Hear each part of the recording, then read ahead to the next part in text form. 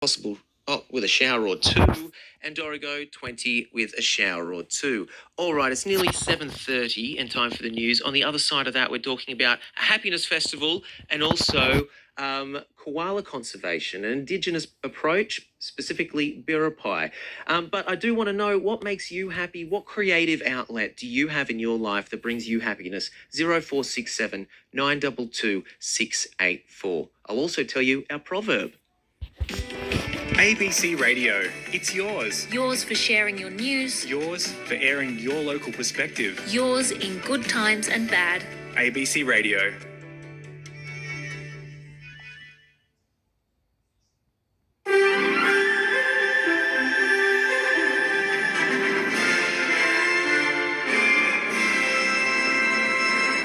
Partly cloudy day with a medium chance of showers along the coast. Good morning, Nick Parmenter with ABC Mid-North and Coast Coast News.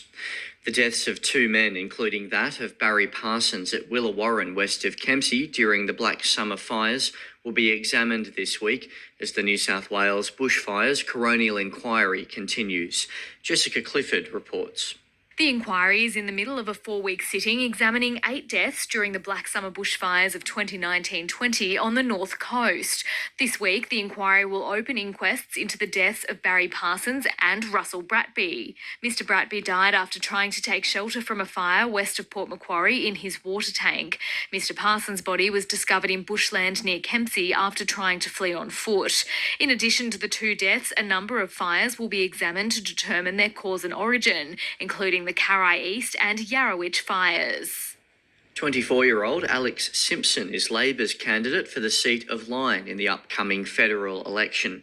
The former battery researcher at the University of Newcastle lives in the southern part of the electorate near Dungog. Mr Simpson says he's sick of things going on as they do. People aren't being looked after. People aren't being represented, and it frustrated me. I think what started me off was climate action, because I am scientifically minded, and to see the guy who took a lump of coal into Parliament and waved it around like a joke, that's the best that the coalition could come up with. As a leader, that's pretty frustrating. Oyster growers on the Nambucca River are recovering after floodwaters destroyed most of their crops last week. The losses come nearly a year since the region endured a once-in-a-century flood which devastated the broader agricultural sector throughout the mid-north coast. Oyster grower James Ford says he's now unsure if he'll have any oysters ready for Easter. Who knows what sort of quality the oyster's going to be in? They're predicting more rains. We just keep getting topped up. Your best bet is to leave them out there and hope they make it through the floods and get some salt water within 7 to 10 days. North Coast-based conservation groups are asking people to be on the lookout for injured or sick koalas impacted by the flood disaster. The Friends of the Koala group says koala numbers are already dwindling at alarming rates, and the floods just add to the problem. Operations Manager Claire Agnew says a number of abandoned joeys have been rescued, as it's common for koala mothers to abandon their young in extreme weather events. She says it's important that all koalas found be reported for research purposes. What we know is quite a lot were lost during the fires, but if we can have an idea of even dead koalas, we can potentially autopsy them, see what was wrong. And that all goes into research data. Although it's sad, it's really important for us to at least get those as well. A surfer remains in Coffs Harbour Health Campus in a serious but stable condition after being pulled unconscious from the ocean at Sawtell over the weekend. Police say nearby surfers found the man unresponsive in the water at Sawtell Beach and brought him to shore just before 12:30 on Saturday afternoon. Bystanders performed CPR on the 65-year-old man until paramedics arrived. Virgin Australia will soon end its Coffs Harbour to Sydney route, citing a lack of demand. Claudia Jambor reports.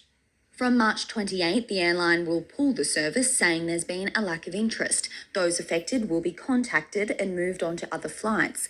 In a statement, Virgin says the emergence of the Omicron variant late last year and its continued spread into 2022 has had a significant impact on passenger numbers. The airline says it provides services in line with demand, but the company says it remains committed to the Coffs Harbour market. Later this month, flights between Coffs Harbour and Melbourne will change from seasonal to year-round due to the route's rising popularity. In news elsewhere, the US says there will be consequences for the death of an American journalist in Ukraine. Filmmaker Brent Renault was reportedly killed by Russian fire near Irpin, west of Kyiv. Elsewhere, Russia has expanded its offensive to western Ukraine, killing more than 35 people in an attack on a military base near the Polish border. 20 motorhomes will be sent to Casino in northern New South Wales today to boost temporary accommodation for people who have lost their homes in floods. To the weather, a partly cloudy day with a medium chance of showers along the coast. Coffs Harbour headed for 25 degrees, Kempsey and Port Macquarie 26, and it'll be 26 in Taree and Foster as well. To hear today's local news, search online for ABC Local and look for your local station. You're an ABC New England Northwest. After your local news, what do you want to see in your local town? Local councils are asking people to share their vision of what their region's future might be like. And we're heading to Armidale this morning to find out what the council's planning in 2022. We'd love to hear your thoughts as well. 1300 648 222 if you're in Armidale. Let me know what you'd like to see in town. It's 7:30.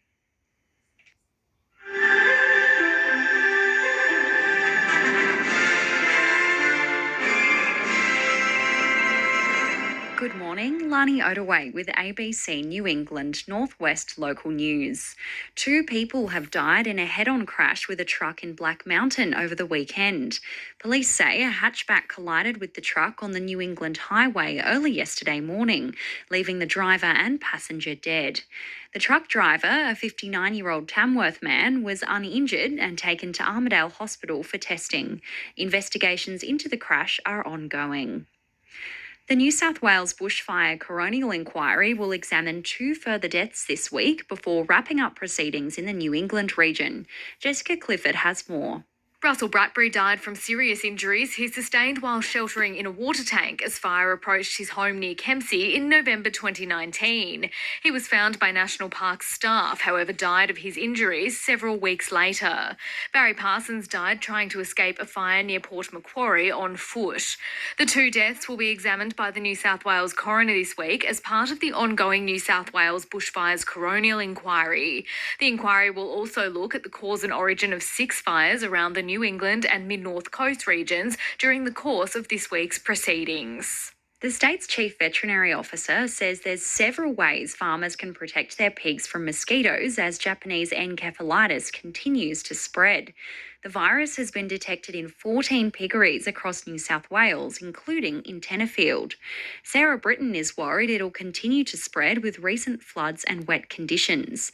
She says there's a number of steps farmers can take to safeguard their animals.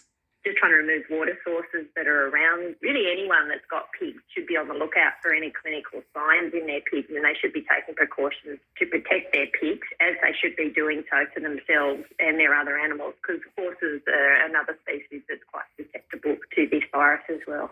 Former senior leaders of emergency services are calling out the Morrison government for not being properly prepared to deal with climate-fueled disasters. Basil Hinderley reports. The emergency leaders for climate action say the East Coast floods are the latest in a line of escalating natural disasters. They say the federal government was told about possible flooding catastrophes late last year and shown maps of the very areas that were impacted, but ignored the warnings.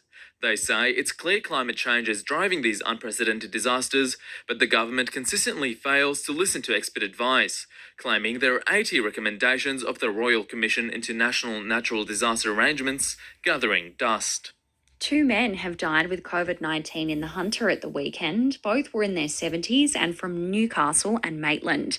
There's currently 22 people with the virus receiving care in hospitals and 1 person is in intensive care.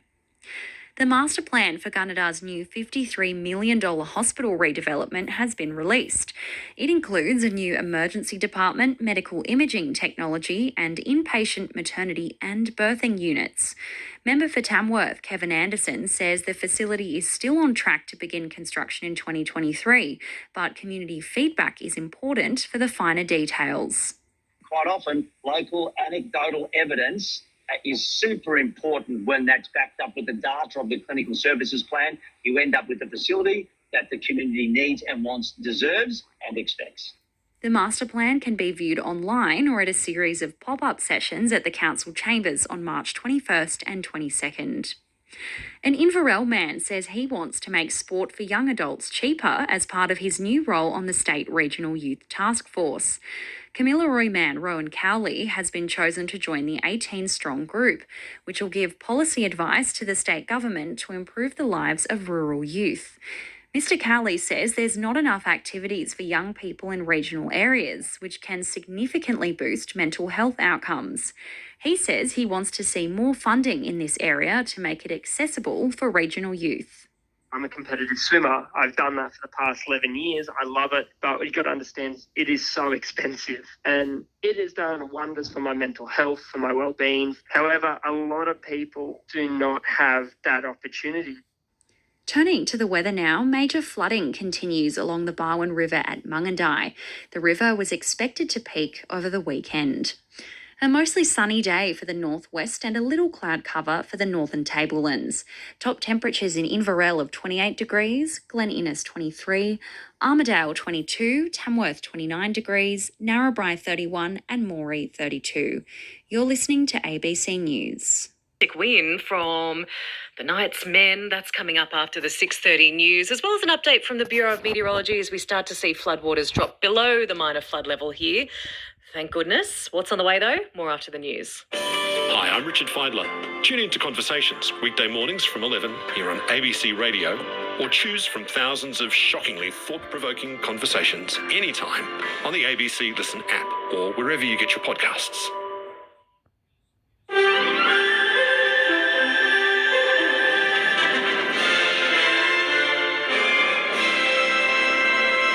Good morning, I'm Madeline Lewis with ABC News. An American journalist covering the war in Ukraine has been shot dead.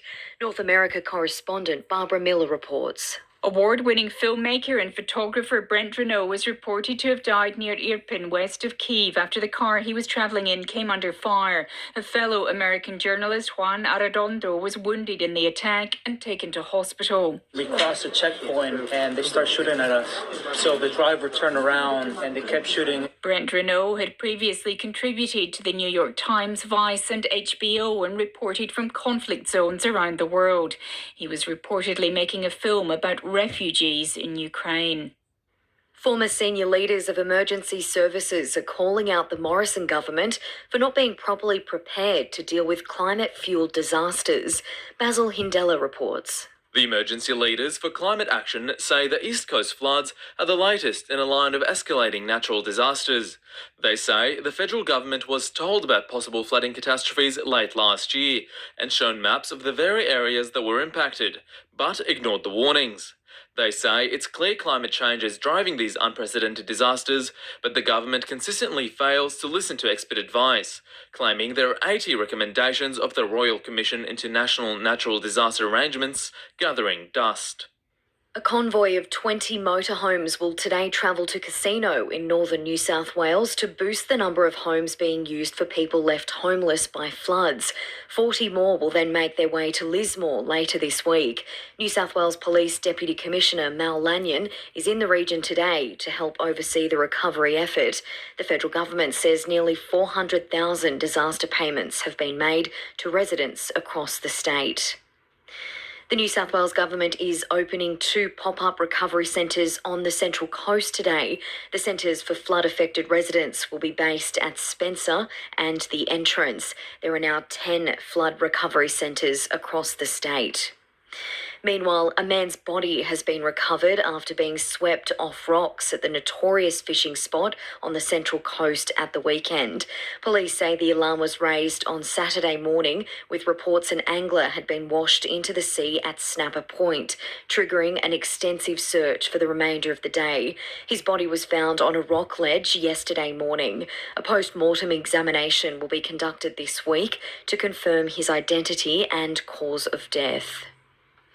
Five-time world champion cliff diver Rhiannon Ifland was among a stellar lineup of female athletes taking part in Lake Macquarie's first Women's Sport Festival. The three-day event included a sport open day and keynote speeches from Olympian Kerry Pottharst and world champion kite surfer Perry Roberts. Ifland will defend her title for the sixth year in a row when the 2022 Cliff Diving World Series kicks off in June. She says female athletes need to stick together and push women's sport from the bottom up. Sport has such a positive impact on a lot of young people's lives. So it's really important, and especially in this next 10 years, I feel like there's going to be a lot of opportunities that are going to open up, really from like the grassroots level of sports with the Olympics coming to 2032. In men's rugby league, Newcastle Knights captain Kalen Ponga says everyone played a role in Saturday's dominant win over the Roosters. The Knights scored 4 tries to claim the victory, keeping their opponents to just 1.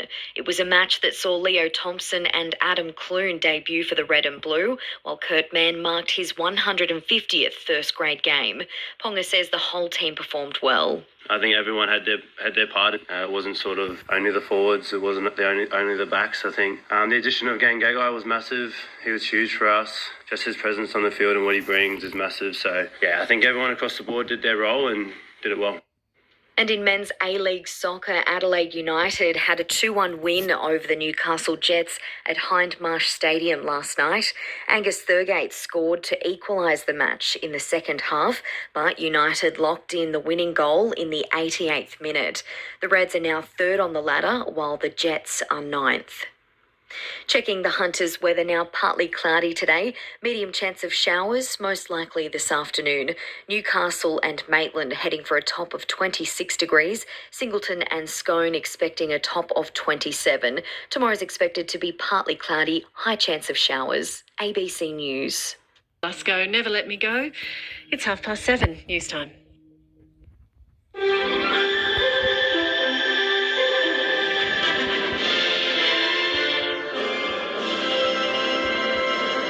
Good morning, I'm Donna Harper with ABC North Coast News. Another 20 motorhomes will be sent to Casino today to boost temporary accommodation for people who have lost their homes in floods. Cameron Gock reports. New South Wales Police Deputy Commissioner Mal Lanyon has arrived in the region to oversee the recovery efforts and the rollout of 120 motorhomes. 20 camper vans arrived late last week and have been set up in Casino with people already moving in. Meanwhile, 40 more will make their way up to Lismore later this week, again providing shelter for some homeless residents. Thousands of Defence Force troops continue to clear tons of debris from the streets and restore communication services in isolated towns. The federal government says nearly 400,000 people have received disaster payments across the state. Pontoon housing, better early warning systems and a government-funded land swap program were just some of the ideas floated at a meeting of Lismore residents yesterday. The meeting was organised by former Lismore business owner Casey Richards as a way for the community to have its say in the rebuilding process. Lismore lawyer John Kirkle says the debriefing process will be long and difficult. I think we need a bigger, longer agenda that helps us clarify what happened, what's gone on before, what do we want now, and how the hell are we going to get there? And we can't do all of that on a Sunday morning. Former senior leaders of emergency services are calling out the Morrison government for not being properly prepared to deal with climate-fueled disasters. Basil Hindler has more. The emergency leaders for climate action say the East Coast floods are the latest in a line of escalating natural disasters. They say the federal government was told about possible flooding catastrophes late last year and shown maps of the very areas that were impacted, but ignored the warnings. They say it's clear climate change is driving these unprecedented disasters, but the government consistently fails to listen to expert advice, claiming there are 80 recommendations of the Royal Commission into National Natural Disaster Arrangements gathering dust. Work continues to restore primary healthcare services to flood-affected communities across the North Coast. The Healthy North Coast Network says it's important to have GPs, pharmacies, mental health workers and others functioning as soon as possible. The work includes temporary clinics at Southern Cross University and a mobile health clinic in Lismore. Lismore Clinic GP Dr Emily Walker says it's great to have the mobile centre to treat patients. It's just brilliant because obviously we've been struggling to get ourselves back to a functional level because the level of the flood here is unlike anything our practice has been through before. Just basic things like having an ECG machine, having all this equipment is going to make a huge difference because we need to replace all of that. Health authorities are warning flood-affected residents to protect themselves against mosquito-borne diseases, especially Japanese encephalitis. So far, 2 deaths have been linked to the mosquito-borne virus. The North Coast Public Health Unit's director, Paul Douglas, says floods and warm temperatures have seen mosquito numbers explode. Really, really important now as the mosquito population will start to grow is mosquito-borne illnesses that you need to protect yourself from that. So light clothing, long sleeve, long pants, put on your mosquito repellent and try and avoid being bitten. The state's Chief Veterinary Officer, Sarah Britton, says the virus has been detected in 14 piggeries across the state, including Tenterfield. Ms Britton is worried it will continue to spread with recent floods. She says there's a number of steps farmers can take to protect their pigs against mosquitoes.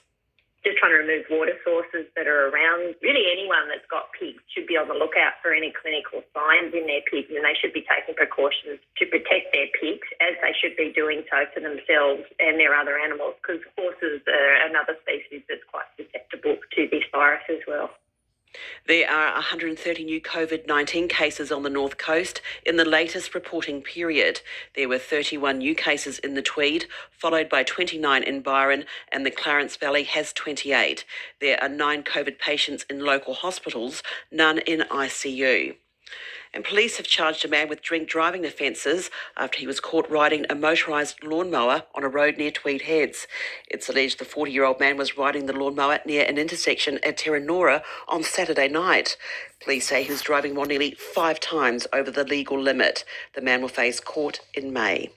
And now to the weather. We can expect a partly cloudy day. There's a medium chance of showers, daytime maximum temperatures in the mid-20s. This is ABC Local News.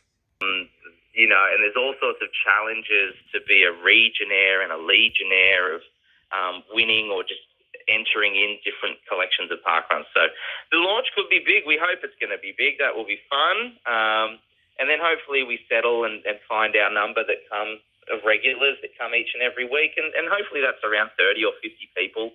I think that's about what Scone and Singleton can get, maybe up to 100 each week. So the more the merrier. Fantastic. Chris, well, thank you for joining us this morning, telling us all about it. We hope to catch up after that first event. Yeah, thank you very much. Cheers, Amelia. Thanks so much. Chris English there is the event co-director for Muswellbrook's first park run. It'll be held on the 2nd of April at Karula Park. G'day Australia, it's Anthony from The Wiggles. Fresh from our hottest 100 win, we have a new album, Re-Wiggle.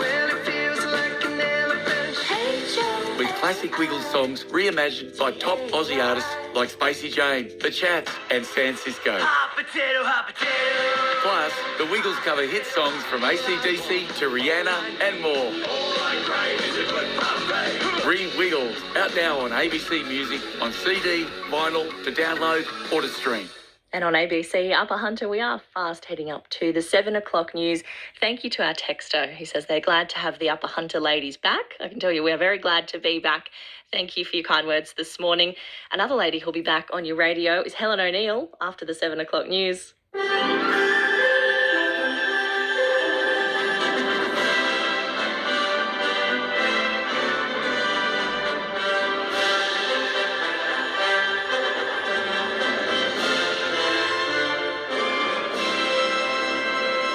An American journalist covering the war in Ukraine shot dead, another COVID outbreak in China, and Newcastle's historic baths closed as upgrades get underway.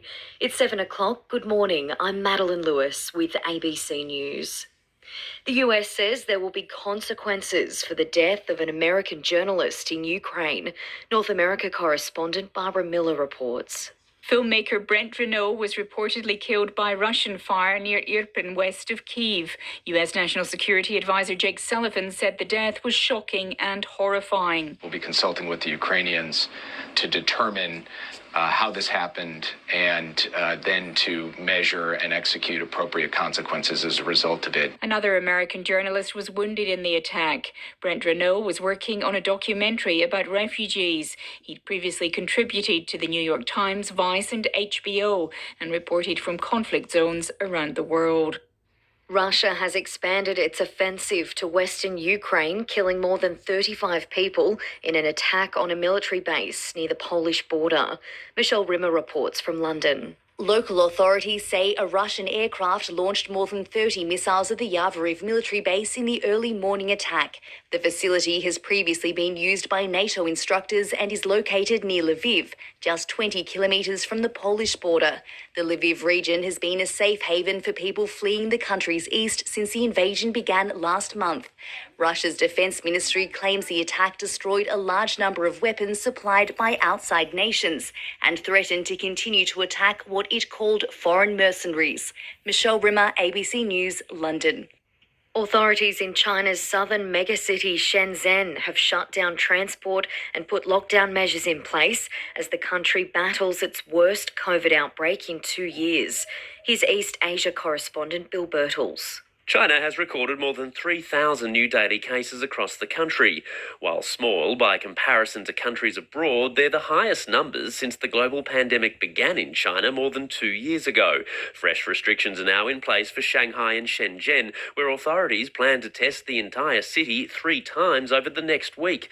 Up in the northeast, local officials have been sacked for overseeing an outbreak in the city of Changchun. More than 9 million people there are under lockdown. Despite the constant outbreaks, China's government insists a zero cases policy must continue. Bill Birtles, ABC News, Taipei.